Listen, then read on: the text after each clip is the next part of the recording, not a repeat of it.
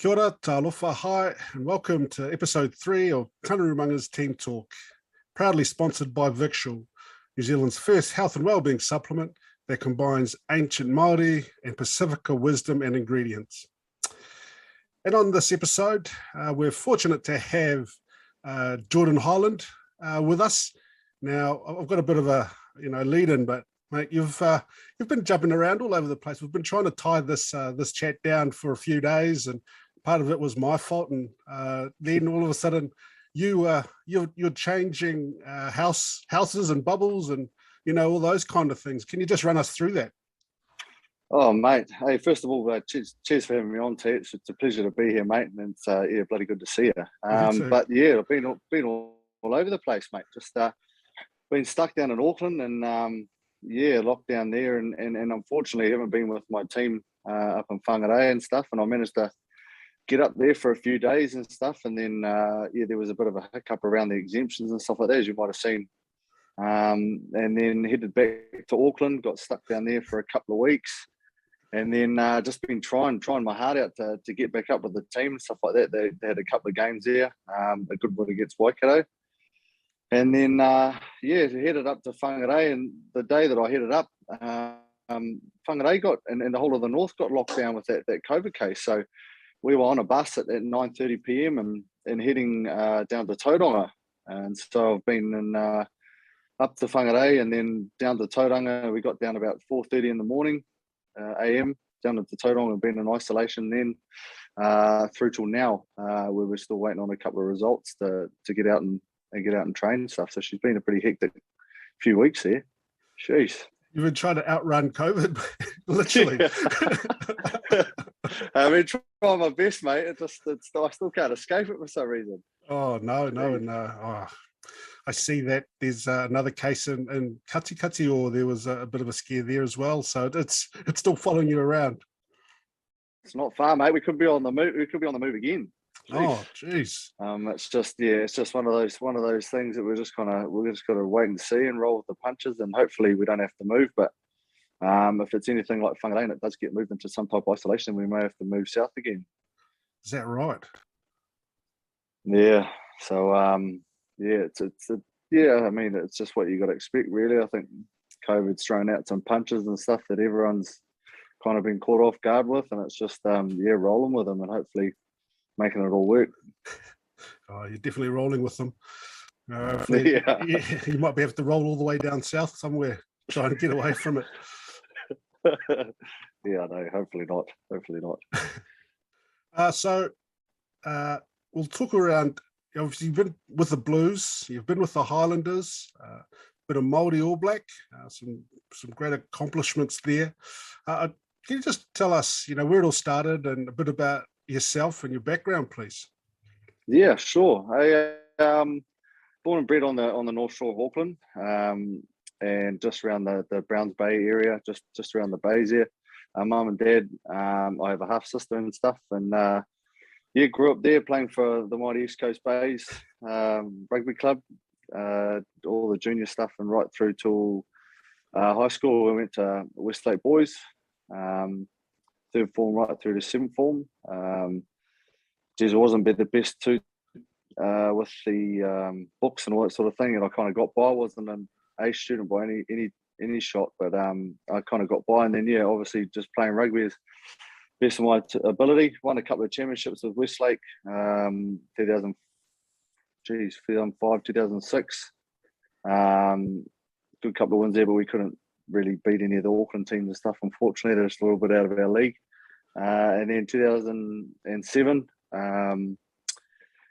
finished up school, and then just headed straight over to the Auckland comp. I didn't hang around any of the North Harbour Rugby Club stuff, and then after school, picked up a bit of an Auckland Academy stint there, and playing for Auckland Marist. Played through the first year was Colts, then rolled into the Prems and stuff like that, and then got a bit of a ITM wider contract with Canterbury a couple of years into the Auckland stuff. So I rolled down there, hoping to sink my teeth into a bit of provincial football, but unfortunately had a few bad injuries in my younger day. rolling into the late teens, early 20s, bad fractures of ankles and ACLs, and which kept me out for 3 to 4 years kind of thing. So he had a bit of a rough stint there. On the flip side though, I ended up getting a drain laying apprenticeship, and when I was down in Christchurch down there, me and my partner were down there, well, my wife, now the partner at the time, and rolled into a drain laying apprenticeship down there, nutted that out and stuff like that, and then ended up rolling up to the mighty North. Got a bit of a look in with Tim Hurst, who was one of the trainers that I knew from down at the Canterbury Academy that I ended up kind of kicking around with. Become the trainer up north, and kind of said, look, mate, you should have a look at getting back up here after I come back from my ACL problems and stuff like that. And then, the rest is really history. I ended up rolling up north and left my partner down in Christchurch, and we headed up, and I played a couple of years in the midfield up for the Tunnies, 12 to 13, which was a little bit of a move for me. I think I lost a bit of pace with my old ACL injuries and stuff like that, so headed the head of midfield a little bit, and then just kept on going with the Northern Rugby, and just ended up loving it, loving the environment. First 2 years were pretty rough. We had I think we lost 19 games out of 20 in the first 2 years that I was up there. So it was a rough year with the Northland, but I think it was just the environment and all the guys and stuff like that. They really kept pulling me back. So I ended up going back to Christchurch, doing my drain laying in between provincial rugby and stuff. And then my partner moved over to Sydney. She moved over to Sydney. She got stuck into recruitment down in Christchurch, and she moved over to Sydney to set up a recruitment company for a boss over in Sydney and Manly there. So she rolled over there, and then I kept playing for Northland, and rolled through to 2018 might have been, when you're at the helm with the Blues there, and gave me a bit of the old player replacement gig, which was absolutely fantastic. Kind of caught me off guard, and just sunk my teeth into that as best I could and stuff, and got a few good games there, which I was pretty stoked about. Then kept on the back of that, roll back into the Tunnies season, and then, what come after that? I think the season after that was another player replacement gig with the Highlanders after the provincial stuff. So I went down south, and at that point, me and the partner had set up a recruitment company. She'd come back from Sydney, and we'd set up a recruitment company then, and then did the season with the Highlanders there, which was brilliant. Had a lovely time down there, and played some pretty good footy. I was quite happy about. We had a nice tour to South Africa and stuff, and then the Maldives gig popped up. So at the end of that season, I got a look in with the Maldives, which I was pretty shocked about, to be fair. And then got 2 tests there against Fiji. And then on the back of that, then, got a phone call from Tony Hanks asking me if I'd come and hop back over to the Blues, which I was pretty stoked about. Good to see you again there, T. Rolled back in there. And always had a great season. And it was on the back of the, lockdown, a few testing times there and stuff. COVID started rolling in and really getting stuck into the country and that. And just rolled back into Northland after that, and been there since. So it's been a bit of an up and down, a roller coaster kind of ride, but it's been fantastic. Certainly, you got to enjoy rugby while you're there, and I've tried to make the most of it while I can. Yeah, you can see that you've been following that pathway all over the place to get the opportunities. Because I remember, I thought you came from Christchurch, because that was my first where I came across you. And I was surprised when I was just doing a little bit of research that you for our chat, that you actually went to Westlake. Yeah. Mate, I've been all over the place, mate, just chasing code all over the country. Well, you're doing well. You're doing well. You've experienced a few environments there. Can you just talk a bit? Well, let us know. What the culture of the Tunnies. What do you talk about? Sorry, let me ask that again. What's the thing that keeps pulling you back to the culture of Northland? The Taniwhas, and what is the difference you've come across in terms of the Blues? With us, and us when we were there, and the Highlanders? I think the big draw card that everyone kind of notices with the Northland is kind of a relaxed environment they have up there. Kind of got the best of the weather. We've got nice warm weather and stuff like that, and everything at your mercy in regards to beaches and stuff like that. I think downtime, that's a big bonus for the union and stuff that kind of keeps drawing me back. But I think rugby stuff and around the culture, as you mentioned, it's a very humble culture. I think no one's bigger than the team. No matter kind of where you come from or what background you have or who you've played for, in a nice possible way. You've played, the likes of Ranger and stuff. You play for the All Blacks. We've got guys from kind of all over the place and all depth of rugby, but they all seem to be on the same level, and no one's kind of bigger than the team. And it's just something about that environment. I don't know what it is exactly, but it just seems to it creates just such a good environment. There's a lot of humor, a lot of sarcasm, a lot of piss take, like it's very, very heavy in that regard. But I think boys that come from outside like myself, obviously to the area, kind of gauge just the feeling about it, the warmth and the sarcasm, but the relaxed state, not all the time when you're training and all that sort of stuff, but it's just the moment that training finishes and stuff like that, the environment that's there is just very family feeling, very family orientated, very humbling. And I think it's just something that I've thoroughly enjoyed. I think coming from, a background with, down in Auckland where it's full noise and it's just all go, and, you've got a lot of, I know within my family and stuff, my father owns a business and my in-laws and stuff own a business, and it's all go, very serious and stuff like that. And sometimes they just forget to switch off. And that's what I get up there is, the time that it's not business time, the switch off button is it's very good, and it just keeps drawing me back. Plus the lads are brilliant.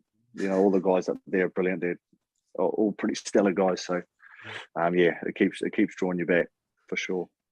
That's when I noticed that you weren't up in Northland, is when you had a good win against Waikato, and all for the old fella Reno Ranger, and they did the haka at the end. And I was looking at I don't see Geordie. I wonder where Geordie is. I was stuck in Auckland, mate.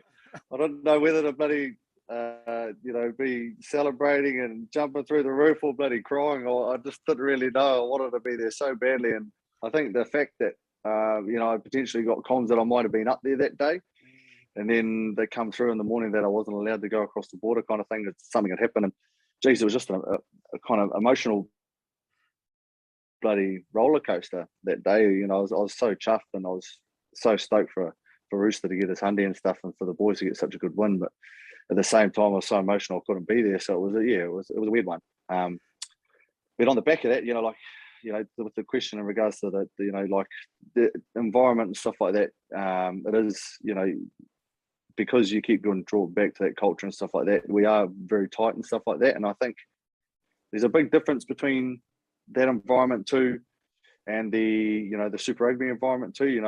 There's a lot more demand in the Super Rugby environment with professionalism. Not saying that the Tunnies aren't professional, but I think because you got full-time athletes all year round that are playing rugby, instead of your half-half kind of thing, you got half, semi-professionalism. So it's only for that 4 months and stuff like that. There's a big, big difference. There's a lot of guys that are, I don't know, just built mentally, whether they're, in that All Blacks squad or they're full-time Super Rugby players or it's their first time, stuff like that. You can tell, you can feel the environment shift in regards to professionalism. And it's a big, big thing. It's quite, it can be quite daunting at first when you do get into that environment. But at the same time, if there's, with the Blues and with the Highlanders, because you have guys there from all different stages in their rugby career and stuff like that, and then you've got, your older guys and stuff like that, it becomes something that you have to, in order to survive, you kind of have to be able to shift from being in that semi-professional to that professional environment very quickly, mindset wise, if you know what I mean. So, but yeah, it's a big shift, you know, mentally, with the amount of detail, with the amount of I suppose bookwork and stuff like that you have to do. You know, like your homework doesn't stop when you go from being at training and stuff like that. When you go home, you know, you still have to be doing your homework. You have to be doing everything, more recovery, more this thing, because to be honest, the load is higher, the speed is higher, the thinking is a hell of a lot more. And you know, like it did catch me off guard a little bit. I have to be completely honest with you. With the first went into the environment, how much detail there was. So there's a big shift, and I think that Blues culture is pretty awesome. Like I had a hell of a good time. Going from, you know, guys that are set from one area, and then you have, you know, guys from Auckland, guys from North Harbour, then you have your Northland guys in that Blues environment, and then you've got your other boys that are contracted from outside of the country.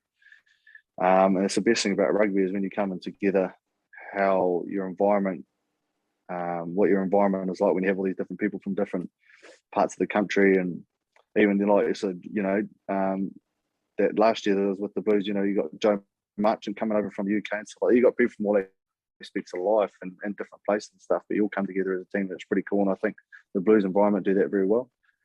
I had a pretty awesome time those couple of years that I was with you down there, and it's yeah, it's a pretty excelling, pretty exciting environment, that Blues environment. Had a pretty awesome time there.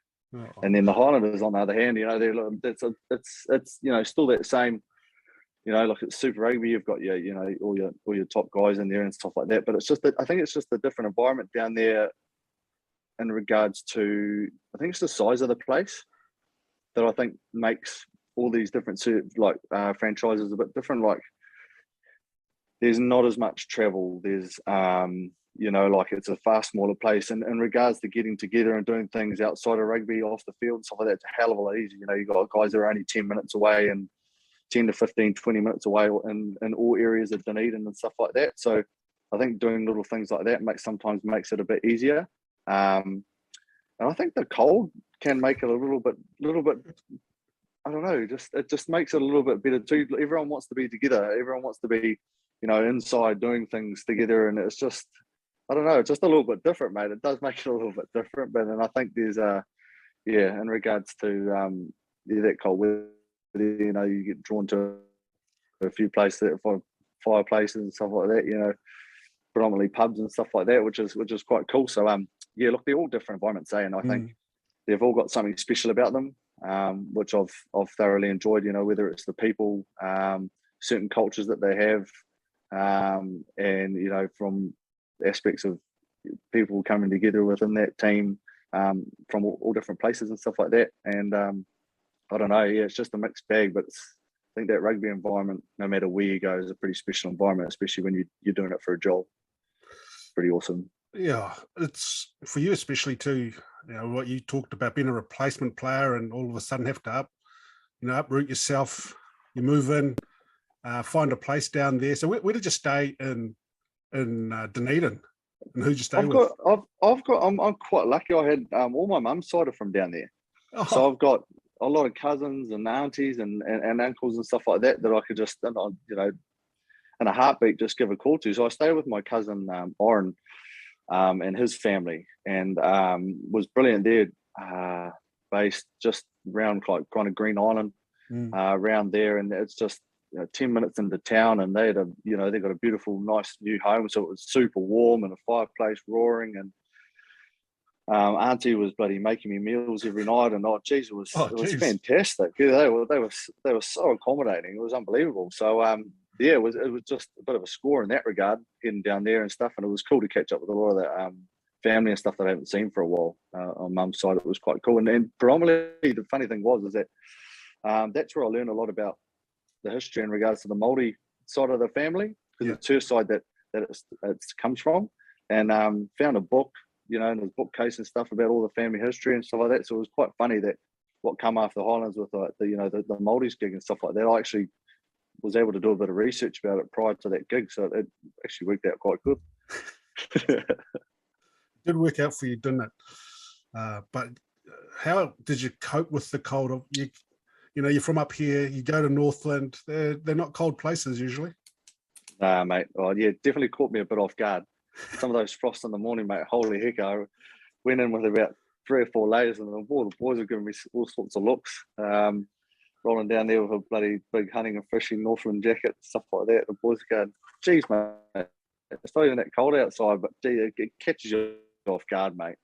Geez, it does catch you off guard. It's a different world. I think you just have to wear a little bit more layers of training, mate. It's pretty much how you deal with it. Track pants were the go for me. Keep the pins warm, and I was good as gold. We just talked about the replacement player. The replacement player it's a tough gig, as I said before. Can you talk us through that? What does that consist of? I think it's just been, like if there's a player that goes down within, a fully contracted player, it's just being that kind of next cab off the ranks, or if the next cab off the rank wasn't available, it's someone that can kind of just jump in and they're there and pretty much just get stuck. And it is reasonably hard, but I think for like anyone that's been called in as a replacement player, you're so keen at any chance you get given, so you just make it work. Like for me, it was dropping at the time. I think I was doing some work with my wife also, but then I was doing drain laying at the same time, and a good mate of mine, Sean, who I'm actually doing some work for now, runs a drain laying and earth moving company, and I was doing some work for him, and it was just giving him the phone call that day, going, "Look, mate, I've got to go. I've been asked to go into that Blues environment, and that rugby is number one for me, kind of thing. So I know it puts you out, but it's just the negotiation with your employers. But I think if you're working for someone that knows you're a rugby player, if you're working for someone that even when you're doing that provincial stuff, you're doing half a year working with them, it's being able to drop it and go in, and then being completely okay with it no matter what. If it puts them out and stuff like that, they're willing to shuffle the deck to make things work. But if you're working for a good employer like my mate Sean, he was just like, "Look, mate, I know rugby's your thing, so just go and make it work. Just make sure you get some tickets."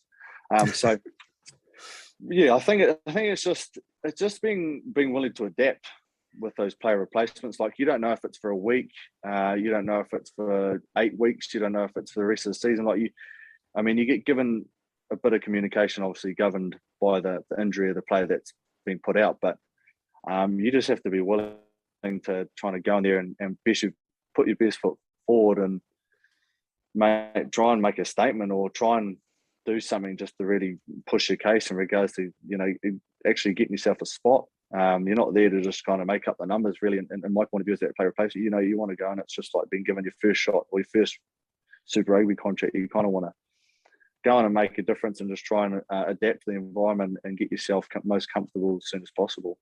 And I know it must be tough from a coach's point of view. Like, obviously, sometimes I think about a coach's point of view. You've got someone that's gone down. You want someone to come in and add to your training environment. You really want your players being pushed. But you also, sometimes it could be a hard kettle of fish too, I suppose, as a coach. When I thought about it, like, you don't know what you're going to get out of that player when he comes into the environment, if he's going to thrive potentially like he may have done at the provincial level, or or if he's going to be a little bit out of his depth or something like that. It must be quite hard on who you bring in as well. So I think it's just hard for you. It's a tough situation for everyone, really, but it's all part of rugby. I think that's what makes you so. How would I say? You raise your stocks, your mindset and your attitude to your opportunities. Geordie, you're right. It is tough. As coaches, you do a lot of homework because, as you said, you want them to come in and add value straight away. The first thing, you want them to be fit because they haven't done all the hard work before. You want to make sure they're in good condition, and you obviously do that. And also, like, coming in and not just being happy to be there. As you said, this is my chance, and I'm going to give it everything I've got for the 1, the 2, the 5 weeks that I'm here. And the other side of that too is, well, if I don't get a chance, I'm happy. I'm just going to support the team. That's the 100%. other side of you, Geordie. You're a bloody good team man who always puts the team first. So, when I always take my hat off to yourself and replacement. It is a hard gig, as you said. You have to give up, make that commitment and sacrifice to an opportunity that could be, could be short. You don't know if you don't know. Your attitude is around that is what I commend. And the other side of that too is not. It's not as if it's when you have to go back when it's all finished. You got to go back to work. Hey. Yeah. 100%. And if you don't have that, not just leave yourself at a loop. Yeah, and if you don't have that understanding, boss, and we've had that sometimes when it's, oh geez, if you go, that's it. I can't keep it open for you. And some guys have had to make that commitment. But that's just the way it works at the moment. And I think the other things that can come along with it, which you've been a big advocate for, is around the professional development. Yeah, you've done well there. You've even spoken to some of the players as a guest speaker. Yeah, I think it catches you a little bit off guard when you go from. Obviously, I kind of did it like a really different pathway, I suppose, a slightly kind of old school pathway, if you know what I mean, like doing the work kind of before the professional rugby comes, like the boys are getting snatched up left, right and centre, from a young age and stuff, and having that pathway right from when they come out of school and stuff. So it's a little bit harder to experience, like the work side and stuff like that when your job is rugby right from the get-go. Which is obviously the dream, it's the dream for anyone, because rugby is your dream. And if you get to do it from a job from the get-go, it's a massive achievement. It's an awesome lifestyle. But I think from seeing what goes into a day-to-day life with, a trade or, in the working world, and then coming from that into a professional rugby environment to see what's involved in that. Obviously, there's a hell of a lot of work, a lot of physical strain, a lot of mental strain. I think there's a hell of a lot more mental side in regards to everything that goes into a professional rugby player than people actually think. It's a hard job. It's a really hard job. But there is a lot of downtime. I felt with that. Your regeneration days and recovery days and stuff like that. You could be just doing that little bit extra towards your professional career and your life outside of rugby kind of thing when it finishes. And just so I think with the couple of talks that I did with the boys, it was just making sure that you're making use of that time that you did have, making sure that, number one, your body's right, because if your body and mind ain't right in rugby, then it does make it very, very hard, because your body's the temple, your body's your money maker kind of thing. So there's nothing that out, but also just putting a bit of thought into your time was what I was the biggest advocate for, from going from that trade world into professional rugby. And it's just, I kind of felt there's a few boys out there that just don't make use of that time enough, and that was just a big driver that I did the first couple of times I had to talk to the lads, and they responded bloody well, I think, especially for the boys that have gone rugby's all they've known, if you know what I mean, in regards to work. So it's a tough one. It's pretty cool at the same time, because there is a lot of good stuff out of professional athlete that can be transferred into a business person, or someone out in the workforce. A lot of huge attributes that a professional sport can add, that you gain from professional sport, or what professional athlete has naturally in their toolbox, obviously, to become a professional athlete, there can be transferred into to business and work and all that sort of stuff. It's pretty cool. So it's just been a big driver in that. I think it was something that I was keen on. Time management, some of our young guys, they do manage their time poorly. Yeah. Yet, like you say, it's just what they know. It's what they're used to. They haven't had to work in the pure sense, the 9 to 5. And it'll have to come to a stage when they'll have to realise that you can't play the game all your life. and what am I going to do next? And it's better to start thinking about that at the time rather than when it's actually finished. Yeah, 100%. Now, you've started the business with your wife, Apex Recruitment. Yep, that's the one. How's that all going? How did it start? It's definitely the wife's career. Like, you know, it's what she's very good at. It's what she started off down in Christchurch. I did my drain lane thing. So she got a good amount of experience with that down in Christchurch after the earthquakes and stuff like that. Obviously, a lot of work that was going on, a lot of repair work and stuff. So there's a lot of construction stuff going on. So that's the line of the work that our recruitment company's based in, and that's what Georgia's been doing the whole time. She went away to Sydney, as I mentioned, and started up a company for her boss over there. So she gained a lot of skills in regards to, you know, setting up a business and running it, pretty much kind of getting it tracking all by herself. You know, she got really thrown in the deep end there. So she gained a lot of skills from that. And it was the point where I was up playing for Northland and stuff, and she was kind of over the long distance thing. And she's like, look, I want to come home.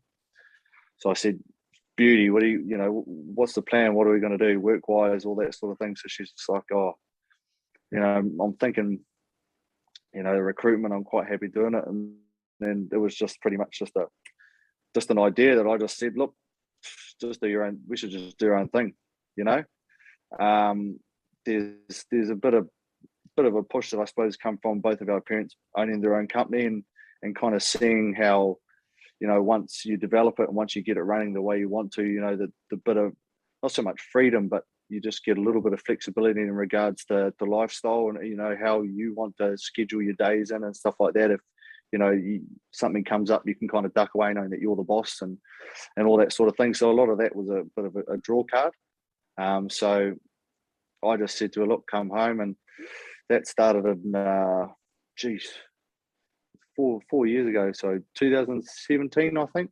2017 was, we started it up and we sold our house down in Christchurch, and all the little bit of money we made off that, we just went out and got the truck and got it signed written, and we're looking for an office. So we jumped in just a bit of an office space of the old man's he had at the top of his plumbing company's bloody office.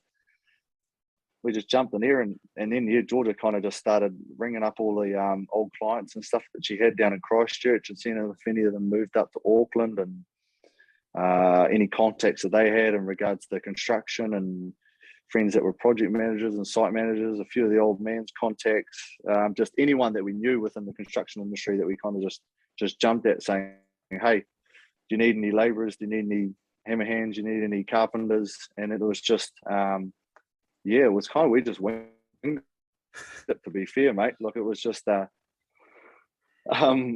as much info as we could from, you know, all the people around us that own businesses and stuff like that, on how to run them and key strategies and, you know, just basic fundamentals. And it was just starting from the get-go. So we started with one worker and advertised on Facebook and just did all your general business things without spending a huge amount of money, if you know what I mean, because we start up and yeah, to be fair, look, I it's something that I've been pretty proud of with Georgia. You know, she's definitely the main driver within it. You know, I've helped out as much as I could in the back end, just doing all the little bits behind the scenes. But she's definitely the main driver and the brains behind everything, mate. So there's credits there. Sometimes I I look to take sometimes when it pops up, but hey, mate, she's definitely the kingpin behind it all.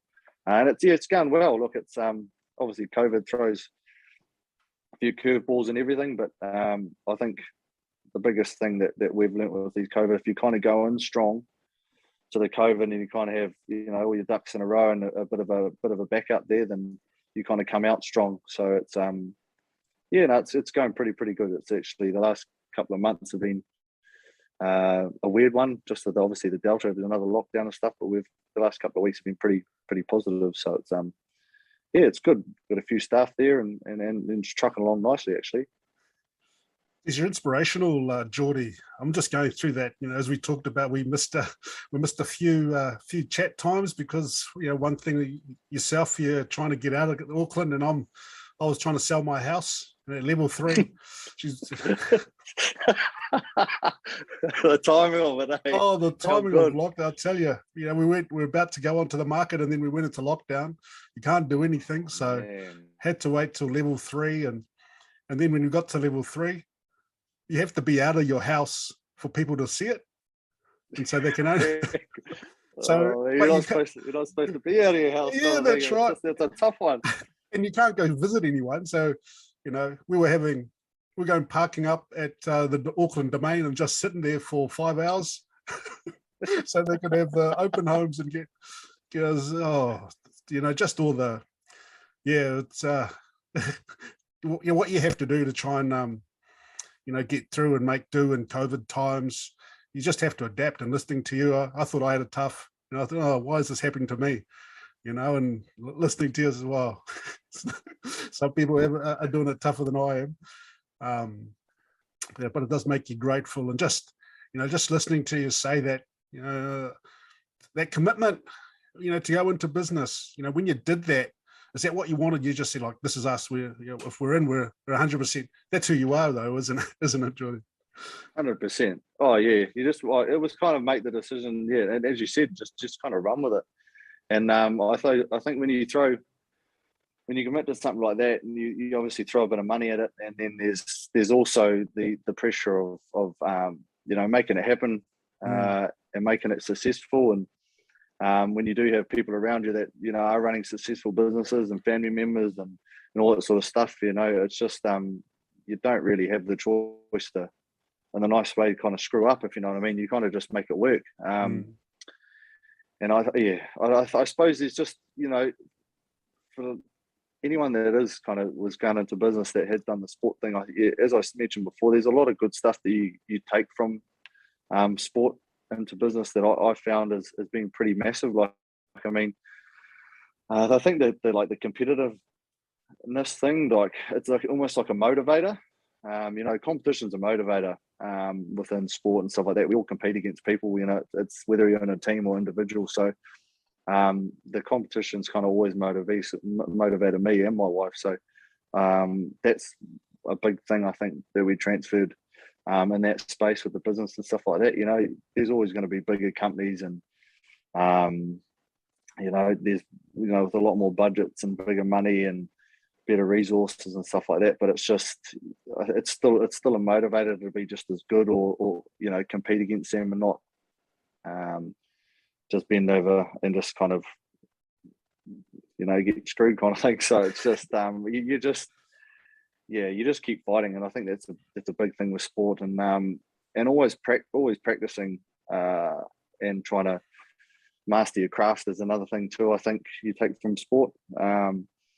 There's a lot of adaptation I think that you need to take from in business and stuff like that, whether it's your things like your technology and all that sort of stuff. You're obviously going from pen and paper through to a computer. If you're like me and terrible on a computer and stuff like that, it's adapting to that. Learning from catching a ball to bloody typing on a computer was a pretty big hurdle for me. So just learning to adapt and things like that. And I think that's one massive thing you get within rugby, as you'd know, mate. There's a lot of situations, a lot of ways that games turn and stuff like that, where you got to change your tactics or you have to change your way of thinking, especially when you come under pressure. And that's another thing that happens in business. So it's just being able to adapt and roll with the punches, just like this COVID thing, just like the house sale and all that, mate. It's just just making it work when you do adapt. And it's just not wanting to fail, mate.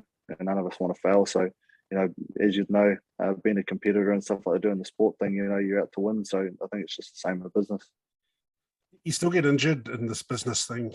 I've just noticed that I've got I've just developed RSI in one of my in my wrist. Holy heck! Trying to learn how to type. Sure, that's what it is. Carpal tunnel, boy. Holy heck! And also having that that network of business people. You talked about your family. That must have helped heaps. Just someone to talk about and bounce ideas off. You talk around not failing. Yet sometimes you've just got to go out there and walk and fail, and so you can learn from it. Oh, 100%, 100%. And I think, if you do fail, and I think that's probably the biggest thing within rugby, mate. It's just, you learn from it. You have a crack, you throw that pass, or you drop the pull on the foot and dribble in behind, and it's just things you do. You got to have a crack. You got to back yourself, mate. But as you see, if you fail, Jesus, the best way to learn, isn't it? Mm. You just don't do it again, or if you do it again, you do it differently, so it doesn't have the same result. It's just I think it's just a massive key, I think, once again, that you could take from any aspect of life, is you got to be willing to give it a crack. We'll talk around. So you started in Apex Recruitment in 2017. You were with the Blues 2018 and 2019, and I remember, on I think one of our afternoons off, you had to take off straight away because something happened at work. How was it trying to run a business as well as you're a professional rugby player? Yeah, it's a bit of a whirlwind. I think it's the time management, as you mentioned, I think is the biggest part of it. Is sticking to a schedule and being able to schedule properly. I think it's a huge thing. Like, obviously within the rugby side of it, especially that Super Rugby environment, it's very organised, it's very scheduled, all that sort of stuff's done for you. So I think the hardest thing was just with the curveballs and stuff, with like business things popping up and stuff like that, it's just being able to go, geez, look, I've got this and this scheduled in for the day. We've got training finishing here. I've got half an hour to have a shower, and then I need to boost off the work kind of thing. It's a bit of a scramble. But I think the biggest thing that I had, which was obviously a bonus, was the wife there pretty much running the helm while I was away at rugby and stuff like that, which was pretty awesome. So I think the support system that you build and stuff in those situations, especially when you've got other things going on besides the business and stuff like that, is your biggest key element to having the succession. I think is just your support crew. It's just like having a footy teammate, all your other players around you, and having your day one fans and stuff like that. It's just like having your support crews, everything.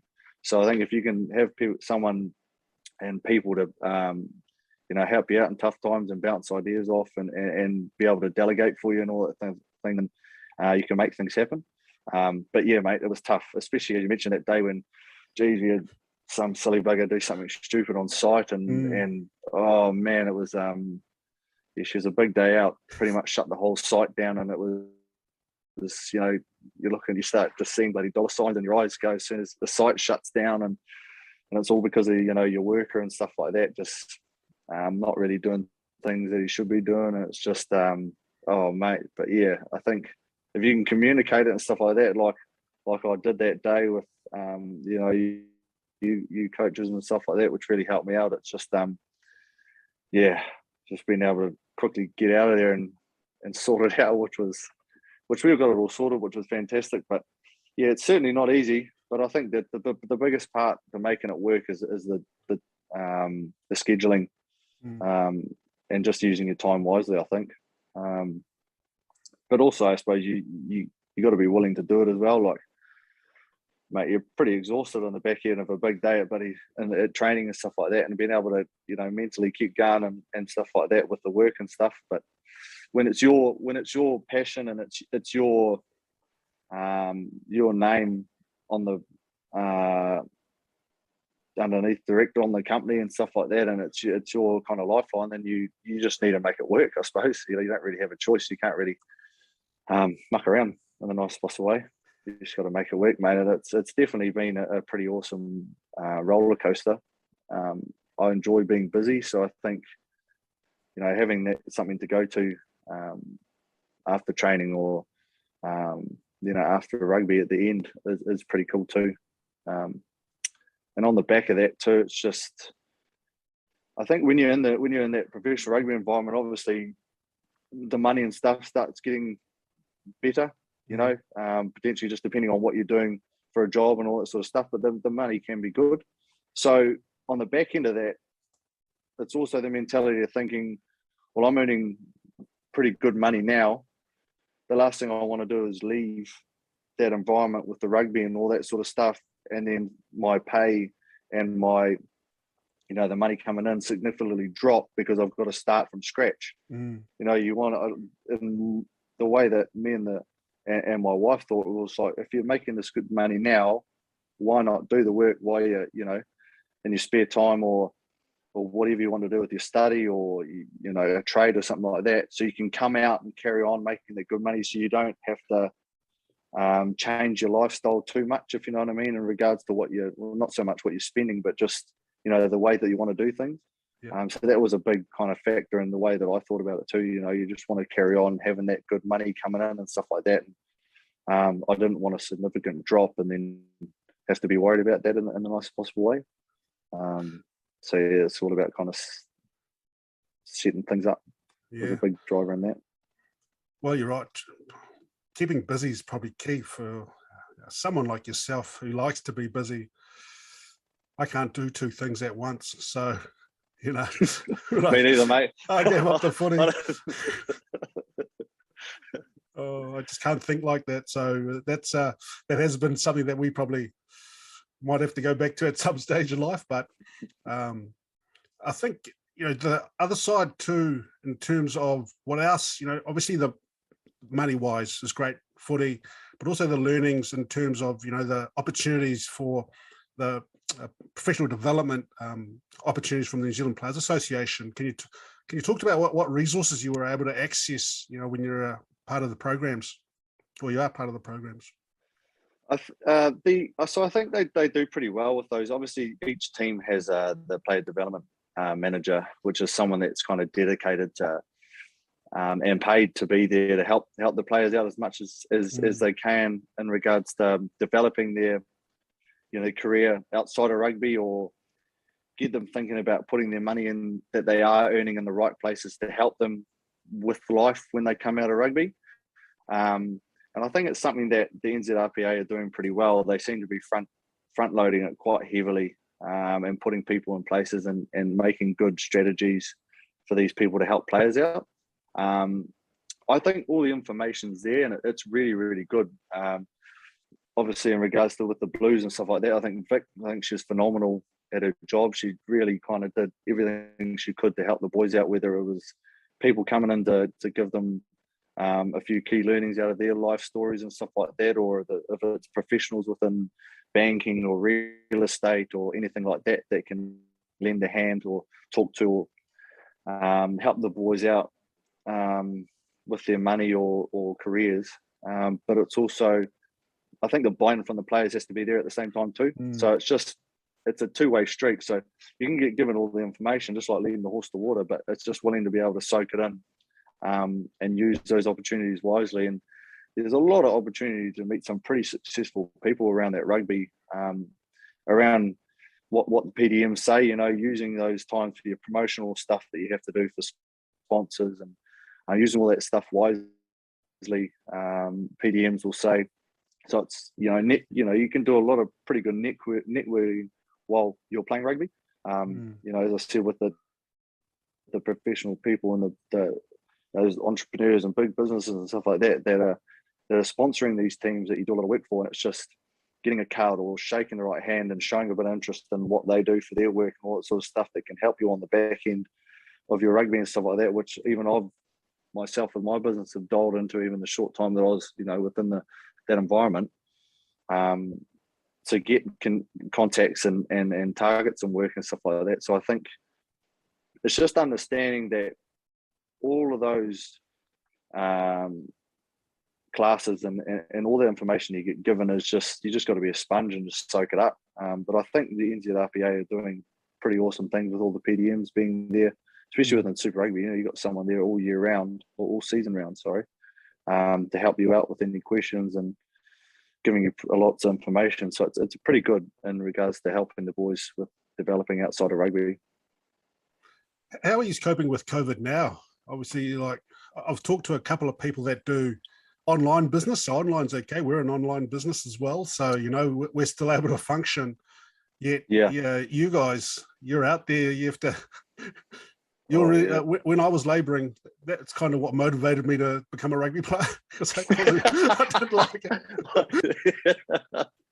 Mate, that's why you're bloody professional for so long. It's it can be hard, mate. It's hard graft, and it's just I think obviously we couldn't do anything till level 3, and then at that time too, it's trying to communicate to the guys and push the guys to get out to site too, because not only do they have like wage subsidy at that time, which potentially could be a drop in pay, but it's still money coming in.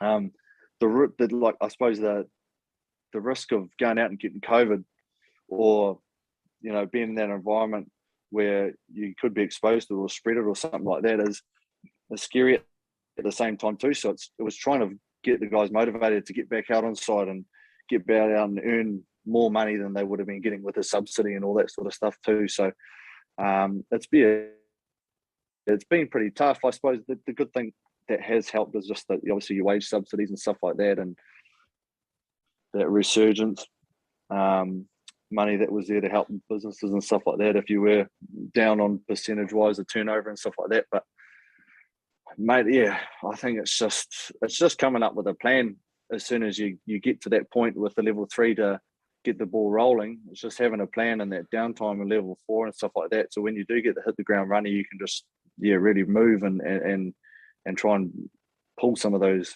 losses back. We're lucky enough we're online a lot with our registrations, and you're quite paperless with all the the timesheets and all that sort of stuff. Was a big driver within Georgia wanted running her company. She wanted to be as paperless as possible because it does create it quite hard going from site to site, getting timesheets signed and all that sort of stuff. You can do everything digitally. It makes it a lot easier. But obviously we can't do anything until we're level 3. So it's just making a plan, and then once we get to level 3, just trying to get as much work pumped out as we could. Jeez. Probably that's a good lead into, it must be high pressure time too, and you couldn't obviously run it off. I see you bought a new bike or something, a stationary bike. I saw that. Yeah. So how do how do you cope with that, with the pressure of running your business, and so how do you look after your own health and well-being? I think the big support crew around you helps. Being able to talk about it to people was a big thing for me. I lean obviously on friends and family quite a bit in that regard.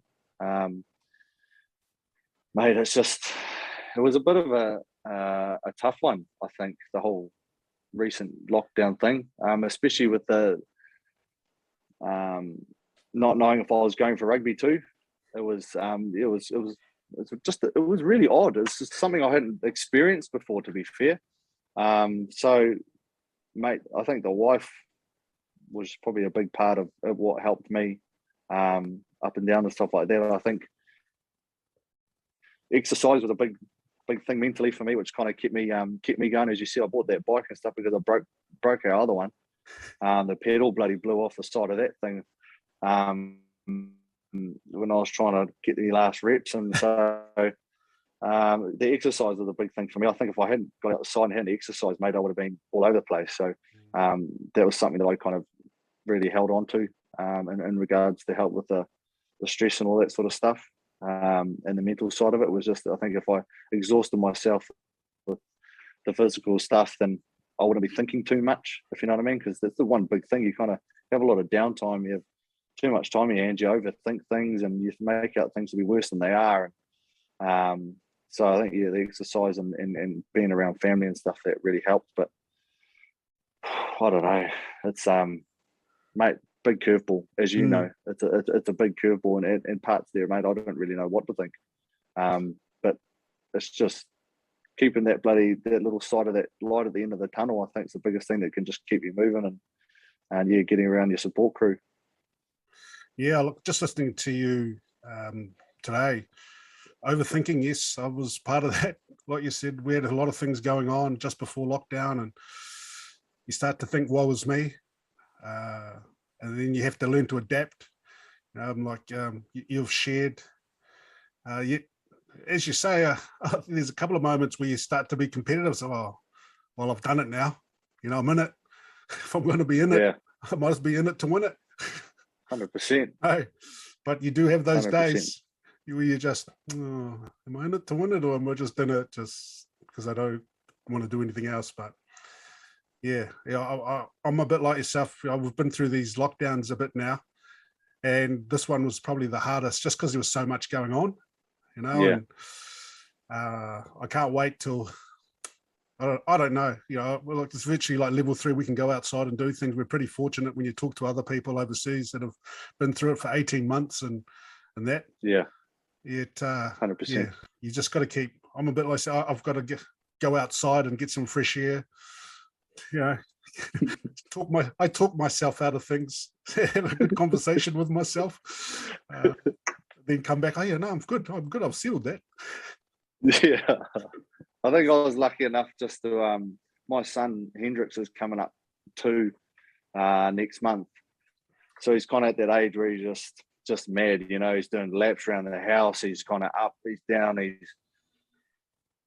just wanting to explore, and he's taking everything in, and he's just a million miles an hour. So I think you kind of really helped as well, like keep you busy, like because I didn't really have a chance to. You don't really have a chance unless he's sleeping to kind of just sit down and think too much. Obviously, you do think and stuff like that, but he kept me and Georgia pretty busy too, which I think was pretty helpful. Because he's a bit of a mad rooster, so that was quite cool. And obviously, you've got your kids and stuff like that, so I think if you've got things like family and stuff around, I just hate to think if I was literally by myself. I think we've been stuck in this hotel, obviously with the team and stuff, but I'm in a room by myself. And I just hate to think what it would have been like in MIQ for like 2 weeks by yourself in a hotel room. I'd be 10 times worse than that lockdown. So I think it's just see those little silver linings, mate. Yeah, they do keep you positive and keep you hopeful. Yeah, so true. Couple more questions, Geordie. Were there any mistakes that you can remember that you made that you'd like to share?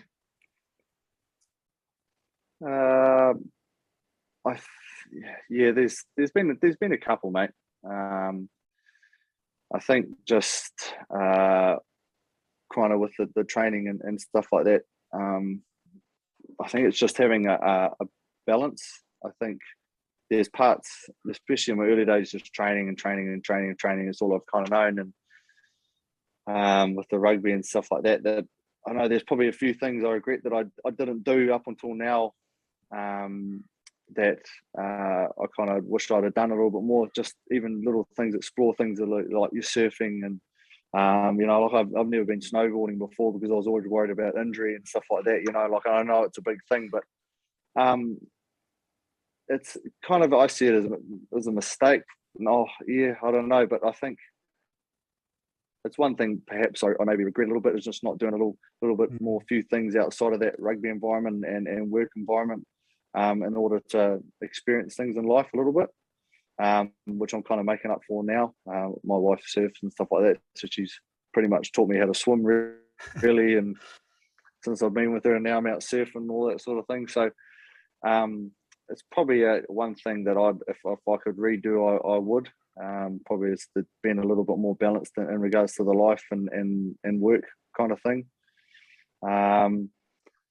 Business things, I think sometimes you get a little bit ego driven and a little bit competitive at the best of times. Sometimes you don't listen to advice. So there's been a couple of times, I won't go into too heavy a detail, a couple of times where I haven't listened to people I probably should. And it has ended up costing me, even if it's just silly things, you listen to the old man or something like that, but you should have. But I think if I'd have listened to a lot of information and a few key things maybe and not neglected them and be competitive and thinking I know better, then I probably would have made a few better decisions. But There's not too many other things in regards to them, like making huge mistakes that's cost me. Except for that, maybe my one probably big mistake was playing a game of rugby in my younger day. I wish I hadn't of. North Harbour under 18s. There was a game I'd kind of just got onto the cusp and a bit of a whim of a New Zealand secondary school spot. Yeah. And it was go play for your North Harbour under 18s this weekend or don't, risk kind of injury or risk not. I ended up fracturing my ankle that week and kind of missed out on the whole New Zealand schools kind of gig. So that was maybe a big thing, mistake that I made, which might have changed things a little bit. But yeah, no regrets now, mate. You can't do anything about it. Hindsight's a pretty funny thing. So, isn't it? Yeah, that's probably one big mistake. I probably shouldn't have played that game. Well, it must be, because you can still remember it, and it's funny. You do remember those kind of defining moments, eh? Those games. Oh, I wish I hadn't done that yet. As you said before, you learn from them, you move forward, and you make the best of what's next. Yeah, 100%. So, last question, brother. What advice would you give others when thinking of deciding whether to pursue a sports dream while holding down their own business? I'll be prepared to be busy. It's probably a big thing. But I think I'd say just go for it, mate. I think if you're passionate, if it's something you're passionate about, whether it's a sport or the certain type of business that you want to do, I'd think just do it. Just pull trigger on it. But your biggest thing, I think, is you got to make sure that, for me, it's a pretty massive thing. And I think for any sport and any successful business, you just got to make sure you got the right people around you when you do it. And then just probably don't try and do just everything by yourself. Like if you do have a support crew and you do have teammates around you that you can bounce off and are willing to help you and stuff, then I think you can accomplish anything. So I'd definitely say go for it.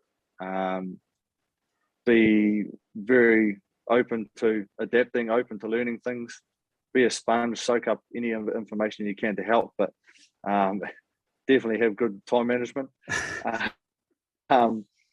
But yeah, I think if you're going to do it, have a good support crew around you. And I think, if you want to do it, just go out and pull trigger.